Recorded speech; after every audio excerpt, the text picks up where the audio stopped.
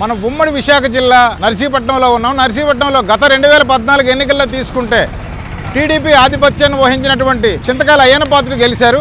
అనంతరం 2019లోకి వస్తే వైఎస్ఆర్సీపీకి చెందినటువంటి ఉమాశంకర్ గణేష్ పోటీ చేసి గెలుపొందారు. అయితే ఈ రెండు ఎమ్మెల్యేలు ఇద్దరు కూడా గెలుపొందిన నేపథ్యంలో ఇక్కడ అభివృద్ధి ఎలా జరిగింది, సంక్షేమ ఫలాలు ఎలా అందుకున్నారు అనేటువంటిది జనాల్లోకి వెళ్ళి వాళ్ళే రానున్న ఎన్నికల్లో ఎవరికి ఓటు చేస్తారు, ఎవరికి ఓటేయరు, అసలు ప్రజలు నిలదీసేటువంటి పరిస్థితులు ఏమైనా ఉన్నాయా అధికార పార్టీకి అనేటువంటి విషయాన్ని అడిగి మనమే తెలుసుకుందాం స్వయాన. కానీ ఇప్పుడైతే వ్యవసాయదారులకి అయితే ఏమీ లబ్ధి పొందే మార్గం కానీ ఏమీ కనిపించట్లేదు. వైద్యం సరిగ్గా అందటం లేదండి. రానున్న రోజుల్లో మా పిల్లల భవిష్యత్తులు బాగుండాలంటే, చదువు అభివృద్ధి కానీ ఏదైనా బాగుండాలంటే వాళ్ళు రావాలండి. 70% కుంటుపడిపోయింది. అయ్యన్న పాత్రుల హయాంలోనైతే ఎన్ని రోడ్లు చేసి 50 కిలోమీటర్లు ఇచ్చారు అన్నది మాకు తెలుసు. మీ ఎమ్మెల్యే పనితీరు ఎలాగుందమ్మా ఉమాశంకర్ గణేష్? అతను పనితీరే కాదు, ఏది కూడా అస్సలు బాగోలేదండి. అయ్యన్న పాత్ర కాదేనండి, ఆయనే డెవలప్ చేసింది ఆయనేనండి. మొత్తం ఈరోజు ఈ నియోజకవర్గం డెవలప్ అయిందంటే అయ్యన్న పాత్ర గారి వల్ల. ఒక స్కూల్ వచ్చిందంటే ఆయన వల్ల, ఒక కాలేజ్ వచ్చిందంటే ఆయన, ఈరోజు ఏరియా హాస్పిటల్ వచ్చిందంటే ఆయన వల్ల. ప్రస్తుతము ఆంధ్రప్రదేశ్లో జగనన్న పరిపాలన ముఖ్యమంత్రిగా చేసి 5 సంవత్సరాలు అవుతుంది కదా, ఆయన పాలన ఎలాగుందనుకో? చాలా దరిద్రంగా ఉందండి. మరి సంక్షేమ పథకాలు నవరత్నాల పేరుతో ఇస్తున్నాడు కదా, ఆసరా పథకము, అమ్మఒడి, ఈ పథకాలన్నీ మీకు అంతనే అసలు ఎలాగ ఉందండి? అంతనే అంటే కొన్ని అంతనే కానీ కొన్ని అందట్లేదండి. కానీ అవి అందినా వేస్ట్ అండి. ఎందుకంటే మా దగ్గర నుంచి దోసేస్తున్నారు, సగం దోసేసి ఎక్కువ దోసేసి సగం ఇస్తున్నారు అనమాట. మాకు అది ఎక్కువ అనుకొని మేము అతను మంచోడు అనుకుంటున్నాం అంతే. నిత్యావసర ధరలు అంటే సామాన్లు వస్తువులు ఈ రేట్లు ఎలా ఉన్నాయి? చాలా ఎక్కువ ఉన్నాయండి. అవి కూడా చాలా బాగా పెంచారు. వెల్లుల్లిపాయ రేట్లు అవి బాగా పెంచారు. మామూలు సామాన్యులు అయితే మాత్రం చాలా ఇబ్బంది పడుతున్నారండి అతను పెంచిన రేట్ల వల్ల. మీ ఎమ్మెల్యే పనితీరు ఎలాగుందమ్మా ఉమాశంకర్ గణేష్? అస్సలండి అతను పనితీరే కాదు, ఏది కూడా అస్సలు బాగోలేదండి. నర్సీపట్నాన్ని కాదే, మా ఊర్లో కూడా ఒక ఇల్లు కట్టుకోవాలంటే 2 లక్షలు 3 లక్షలు అతను ముందు చెల్లించాలంటున్నారండి. డ్రైనేజీ కూడా ఎలాగొచ్చిందో చెత్త కూడా ఎత్తలేదండి. ఏమన్నా అంటే బెదిరించడాలు అవి అవుతున్నాయండి. ధరలు ఎత్తున్నాడండి. అతను ఇచ్చిన దానికన్నా మా డబ్బులు లాక్కుంటున్నాడండి. ఎంపీ సత్యవతి ఎప్పుడైనా మీ గ్రామానికి పర్యటన వచ్చారా వైసీపీ తరపు నుంచి? ఎవ్వరు మా ఊరు రాలేదండి, ఎవ్వరూ రాలేదండి. చెత్తలు ఫోన్ చేస్తేనే రాలేదు సార్, ఇంకెవరైనా ఎలాగొస్తారండి? మా ఊరు ఎవ్వరూ రాలేదండి. ఎప్పుడన్నా మాకు ఇంతగా ఈ కొంప వచ్చేస్తుంది బావా లేకపోతే ఎలాగొస్తుందని మధుగారు ఫోన్ చేస్తున్నానండి, ఎవరో ఒకరు తీసుకురావడం చేయించడం. ఇప్పుడు విజయ్ గారికి ఏమైనా ఎంపీ సీట్ కావాలనేటువంటిది ఏమైనా మీ జనాలంతా మేము అనుకుంటున్నామండి. ఎంపీ సీట్ విజయబాబు గారికి రావాలని మేము కోరుకుంటున్నామండి. రానున్న రోజుల్లో మా పిల్లల భవిష్యత్తులు బాగుండాలంటే, చదువు అభివృద్ధి కానీ ఏదైనా బాగుండాలంటే వాళ్ళు రావాలండి. మా పిల్లల భవిష్యత్తులు బాగుండాలంటే మెయినండి. ఇంత డబ్బులేసి నచ్చలేసి చదివించుకుంటున్నామండి పిల్లల్ని. ఇప్పుడు వచ్చి ఏది కూడా లేదు. అతనే మళ్ళీ వచ్చేలాంటి మా పిల్లలు ఇంట్లో వ్యవసాయం అలాగే గట్టుకో కోసుకుంటూ ఉండడమేనండి. ఈ వస్తే ఏదో చేసేస్తాడు, ఏదో చెందేస్తాడు అనుకుంటే మొత్తం సర్వనాశనం చేసి పారేశారండి. ఇప్పుడు ఎక్కడికి వెళ్ళాలన్నా ఏం చేయాలన్నా సరే అసలు ఏమీ పాల్పోలేని విధం. ఒక ఉద్యోగం లేదు, సద్యోగాలు లేవు, ఎవరికి ఏమీ లేవు, ఒక పని లేదు, పాటలేదు, ఏమీ లేవు. అంతా యూత్ అంతా ఖాళీగా తిరుగుతున్నారు. ఎవరికి ఏం చేయాలో కూడా అర్థం కాని పరిస్థితిలో ఉన్నారు ప్రజెంట్ పరిస్థితి అయితే మాత్రం. ఇంకెంత దారుణమైన పరిస్థితులు అయితే మాత్రం ఎప్పుడూ చూడలేదు, ఏ ప్రభుత్వంలోనే చూడలేదు. ఇప్పుడు వచ్చేది ఇలాంటి పరిస్థితి అయితే ఏ ప్రభుత్వంలోనే కూడా ఎంత దారుణమైన పరిస్థితి అయితే మాత్రం ఎప్పుడూ చూడలేదు. చాలా దారుణమైన పరిస్థితులు ఉన్నాయి. ఇప్పుడు నర్సీపట్నం తీసుకుంటే గతంలో ఉండేటువంటి డెవలప్ కంటే ఈసారి డెవలప్ ఇంకా కుంటుపడింది అనేటువంటిది అనుకోవచ్చా? రోడ్లు కానీ ఏదైనా చూస్తుంటే 70% కుంటుపడిందండి. 70% కుంటుపడిపోయింది. అయ్యన్న పాత్రుల హయాంలోనైతే ఎన్ని రోడ్లు చేసి 50 కిలోమీటర్లు అయితే ఇచ్చారు అన్నది మాకు తెలుసు. ఇప్పుడైతే మాత్రం ఎక్కడ కూడా చెప్పుకోమనండి. ఒకసారి నేను ఈ రోడ్డు వేసాను, ఈ పలానా ఇన్ని కిలోమీటర్ల రోడ్డు వేసాను ఒక్క మాట ఎక్కడైనా చెప్పమనండి. ఎక్కడ ఏమీ లేదు. అసలు చేసినోటికి బిల్లు ఇవ్వకపోతే ఇంకెవడైనా అంత కాంట్రాక్ట్ ఎవరైనా ముందుకు వస్తారు? రైతులకు రుణమాఫీ అని చెప్పాడు, రైతులకు ఎటువంటి రుణమాఫీ కూడా ఇంతవరకు ఏం చేయలేదు. ఇచ్చేటువంటి ధాన్యం కొనుగోలులో కూడా వాళ్ళకి బిల్స్ సరిగ్గా అందట్లేదని ఆందోళన చేస్తున్నారు కదా, రైతుగా మీరు ఏం చెప్తారు సార్? ఇక్కడ ఏం చెప్తాం సార్, ఇంకా మీకు తెలియనిదే ఉంది, అందరికీ తెలిసిన విషయాలే. రైతులు ధాన్యం తీసుకెళ్ళి ఇంట్లో పోసుకున్నారు అంతే తప్ప కొన్ని నాదులు లేడు, ఏమీ లేదు. అన్నీ అలాగే ఉన్నాయి. రేట్లు లేవు, ఏమీ లేవు. చాలా దారుణమైన రేట్లు. మళ్ళీ ఇది కూల్ రేట్లు అన్నీ బాగా పెరిగిపోయినాయి. పిండి రేట్లు కానీ కూల్ రేట్లు కానీ అన్నీ బాగా పెరిగిపోయినాయి. రైతు అయితే మాత్రం బతకలేని పరిస్థితి అయిపోయింది. ఇప్పుడైతే మాత్రం వ్యవసాయం ఇంకా పూర్తిగా మానేసి ఏదో అడుక్కు తిందాం అన్న పరిస్థితికి వచ్చేసారు రైతులు. ఆ టైప్ అప్లా ఉంది. ఏమీ బాగాలేదండి. అసలు కాలువలు కూడా ఏమీ చేయించలేదండి. ఇప్పటికి వచ్చి 4 సంవత్సరాలు అవుతుంది, ఏమీ చేయించలేదండి. అందులో ఇక్కడైతే ఏమీ చేయించలేదండి. కరెంటు బిల్లు ఎలా చెల్లిస్తానరమ్మా? చాలా ఎక్కువగా వస్తుందండి. ఇంతవరకు అయితే మాకు 700, 600, 700 అలా వచ్చేది. ఇప్పుడైతే 1800, 2000 అలా వస్తుంది. ఇంతవరకు అయితే 100 రూపాయలు, 95 రూపాయలు ఆయిల్ ప్యాకెట్, ఇప్పుడు 160 రూపాయలు, 170 రూపాయలు లీటర్ ఆయిల్ వచ్చి 250 రూపాయలు కూడా చేసిన రోజులు ఉన్నాయి. అయ్యే మాకు ఇస్తున్నారు తప్ప కానీ అయిందైతే మాకు ఏమీ ఇవ్వట్లేదండి. గతంలో అయ్యన్న పాత్రుడు గారు చేశారు, ఇప్పుడు ఉమాశంకర్ ఎమ్మెల్యే చేశాడు. ఈ ఇద్దరిలో ఎవరి పనితీరు బాగుందని? అయ్యన్న పాత్రుడు గారిదే బాగుందండి. రోడ్లు ఎలాగున్నాయమ్మా? కరెంటు బిల్లులు ఎలా కడుతున్నావు ఏంటి?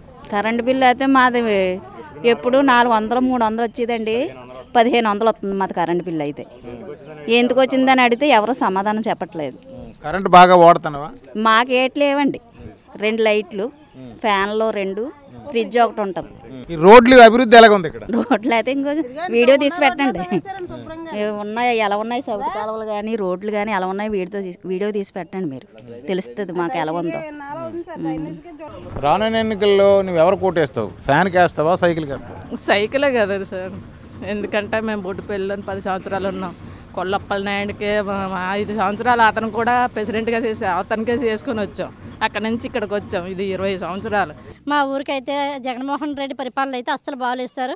సైడ్ కాలువలు లేవు, ఒక ఏటమ్మా నీట్నెస్ లేదు, ఏమీ లేదు. మా ఊరికైతే ఏమీ చేయలేదు సార్. దయచేసి మాకు అయ్యన్న పాత్రుడు గారు, విజయ్ గారు కావాలి సార్. మాకు ఆయన వస్తేనే, ఆయన పరిపాలన అయితేనే మాకు ఇష్టం సార్. మాకైతే ఆయనే కావాలి, ఆయన్నే కోరుకుంటున్నాం. మాకు ఆయనే సీటు కావాలి. పైనుంచి మాకు ఎంతో చేశారు, ఎన్నో చేశారు విజయ్ గారు, అయ్యన్న పాత్రుడు గారు అయితే మా విషయాలు కానీ, మా ఊరికి కానీ, మాకు కానీ ఎంతో చేశారు. మాకైతే ఆయనే కావాలి. ఇప్పుడు పెన్షన్లు, రేషన్ కార్డులు మీ గ్రామాలకు సరిగ్గా ఉన్నాయా లేవో? అసలు చాలా మందికి పెన్షన్లు, వచ్చిన పెన్షన్లు కూడా ఆపేశారు సార్. మేము ఎప్పుడు కూడా ఇది లేదు మా ఊరికి, ఇది చేయలేదని గత ప్రభుత్వంలోని చంద్రబాబు నాయుడు గారు ఉండేటప్పుడు మాకు ఇది లేదని మేము ఎవరితోని చెప్పుకోలేదు సార్. ఈ రోజు పరిస్థితి అయితే మాకు ఏమీ కూడా లేవు సార్. సైడ్ కాలువలు లేవు, కరెంటు స్తంభాలు వంగిపోతే పట్టించుకునే నాదుడు లేడు. ఏంటి ఊరికి మీకు ఏం కావాలమ్మా, ఏముందమ్మా అని అడిగి నాదుడే లేడు సార్ ఇవాళ. దయచేసి మాకైతే చంద్రబాబు నాయుడు గారు కావాలి, అయ్యన్న పాత్రుడు గారు కావాలి సార్. ఆంధ్రప్రదేశ్ ముఖ్యమంత్రి జగన్మోహన్ రెడ్డి ఆయన పరిపాలన బాగుందనుకోవచ్చా? ఏమంటారండి? ఆయన పరిపాలన సిద్ధం వేస్ట్ అండి, ఇంకా చూసి పని లేదు. ఇంకా అలాంటి ఎందుకండి, ఏం చేస్తుండో ఓ మంచిగా చెడ్డ ఏది లేదు. చంద్రబాబు నాయుడు అయితేనండి ఏదన్నా రాష్ట్రాన్ని నడిపించి కెపాసిటీ చంద్రబాబు నాయుడు కొంత తప్ప నెక్స్ట్ వేస్ట్ అండి. ఆయన పూర్తి మద్యపాన నిషేధం అన్నాడు కదా, ఏమన్నా మద్యపాన నిషేధం అయిందా? ఎలా ఉంది సార్ మీ ఏరియాలో? మా ఏరియా అంటే కనీసం రోజుకి ఒక 25-30 మంది చెప్తానండి ఆ జగన్ కూడా మంది ఆగి. ఇంకా అంతకంటే ఏం కాదు. బాగా ఉన్న ఆరోగ్యాలు పాడైపోయినాయి. ఇప్పుడు ఎన్నాలో ఒక 50 కేజీలు మూట మోసేవాడిని, ఇలా 25 కేజీలు మూట మోయలేకపోతున్నాం. మందుకు బానిస అయిపోయి. వ్యవసాయం కూలీలు రేట్లు ఎలా ఉన్నాయి? ధరలు ఎలాగ ఉన్నాయి? కూలీలకి రేట్లు ఏమైనా? అయితే ధరలు డబుల్ రేట్లు పెంచారండి. కానీ ఇప్పుడైతే వ్యవసాయదారులకి అయితే ఏమీ లబ్ధి పొందే మార్గం కానీ ఏమీ కనిపించట్లేదు. అసలు భూమి ఉన్న వాళ్ళు కూడా కూలోళ్ళ కన్నా చాలా హీనంగా బ్రతకాల్సి వస్తుంది ఇప్పుడు ఉన్న ప్రభుత్వంలోని. నెక్స్ట్ ఏంటంటే పిల్లల భవిష్యత్తులోని, ఊర్లో పరిస్థితిలోని ఏదైనా కానీ చాలా బీభత్సంగా ఉంది సార్. ఎందుకంటే మీరు చూశారు మా రోడ్లు అవిని కుళాయిలు వేపిస్తాను, రోడ్లు తవ్వారు. పిల్లలు కూడా వర్షం పడితే కనీసం అటు ఇటు తిరగలేని పరిస్థితిలో ఉంది సార్ మా వీధులు అంటా గట్టన. తర్వాత మాకు మున్సిపాలిటీ వాళ్ళండి మీరు చూసారు అగో డ్రైనేజీలు దోమలతో చచ్చిపోతున్నామండి. కనీసం మంత్లీ 1 టైం కూడా రావట్లేదు డ్రైనేజీలు తీయడానికి. మరి విజయ్ ఇక్కడ ఎక్కువగా నియోజకవర్గంలో యాక్టివ్గా తిరుగుతుంటారు కదా, ఈయనకి ఏమైనా సరే ఎంపీ టికెట్ కావాలని మీరు ఏమైనా మహిళగా ఆశిస్తున్నారా? ఆశిస్తున్నాం సార్.